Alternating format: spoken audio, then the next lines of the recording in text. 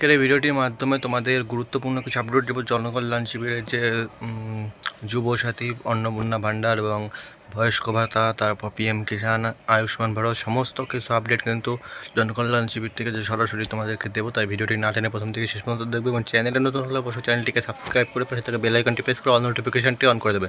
তো চলো শুরু করা যাক আজকের ভিডিও। তো জনকল্যাণ শিবির সংক্রান্ত গুরুত্বপূর্ণ বিজ্ঞপ্তি, ঠিক আছে।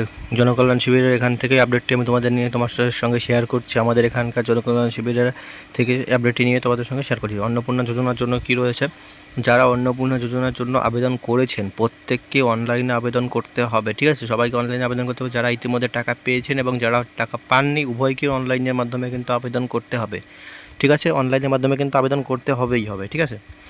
এরপর যুবসাথী প্রকল্প নিয়ে আপডেট। যারা যুবসাথী প্রকল্পের জন্য আবেদন করছেন তাদের নিম্নলিখিত নথিপত্র কিন্তু সঙ্গে আনতে হবে। নিম্নলিখিত কী কী নথিপত্র আমি তোমাদের সঙ্গে শেয়ার করে দিচ্ছি। তার আগে তোমাদেরকে আমি বলে রাখছি যে অন্নপূর্ণা যোজনার যে আপডেট, অন্নপূর্ণা ভাণ্ডার যারা অনলাইনে আবেদন করেছো অবশ্যই ঠিক আছে, অনলাইনে আবেদন করেছো এবার, এবং তার সঙ্গে যে রিসিভ কপিটা তোমাদেরকে দিয়েছে সেই রিসিভ কপিটা কিন্তু রিসিভ কপিটার সঙ্গে জেরক্সের যে অ্যাটাচমেন্ট ডকুমেন্টগুলো আছে সেগুলো সাবমিট করে কিন্তু ওখানে কিন্তু জমা করতে হবে।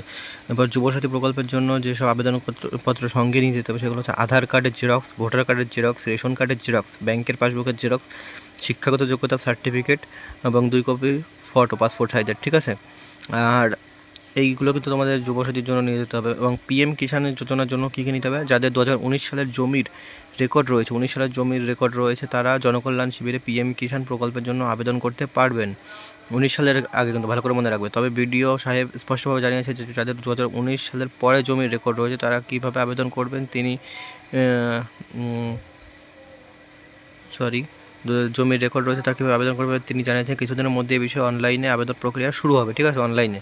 আয়ুষ্মান ভারত কার্ড, আয়ুষ্মান ভারত কার্ডের জন্য কাউকে শিবিরে যেতে হবে না। কী হলো, আয়ুষ্মান কার্ডের জন্য যেতে হবে না, আশাকর্মীর বাড়ি বাড়ি গিয়ে কিন্তু নাম উল্লেখিত ফর্ম পৌঁছে দেবে এবং 5, 15, 16, 17 তারিখে শিবিরে যাওয়ার কোনো প্রয়োজন নেই, ঠিক আছে।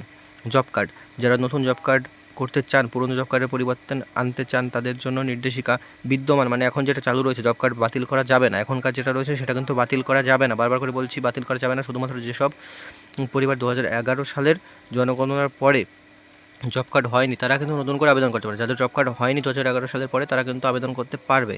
এবং যাদের জব কার্ড রয়েছে তারা কিন্তু পরিবারের সকল সদস্যের নাম নথিভুক্ত নয় তারাই একমাত্র 15, 16, 17 তারিখে গিয়ে নাম অ্যাড করতে পারবে, ঠিক আছে।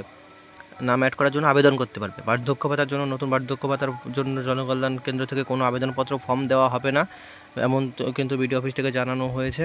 জেরক্সের দোকানগুলো বা বিডিও অফিস বা অঞ্চল থেকে কিন্তু তোমাদের ফর্মগুলো কিন্তু সংগ্রহ করতে হবে এবং দুয়ারে সরকারের যে জনকল্যাণ শিবির রয়েছে সেখানে গিয়ে কিন্তু আবেদন করতে পারবেন, ঠিক আছে। আগের যে ফর্ম সেটাই কিন্তু বিদ্যমান রয়েছে, মানে এখন চলবে, ঠিক আছে। তো এই ছিল আজকের আপডেট। ভিডিওটি ভালো লাগলে চ্যানেলে নতুন হলে অবশ্যই সাবস্ক্রাইব করে পাশে থাকা বেল আইকনটি প্রেস করে অল নোটিফিকেশন অন করে দেবে। পরবর্তী আপডেট সবার আগে তোমাদের সঙ্গে শেয়ার করবো। কি জানতে চাও কমেন্ট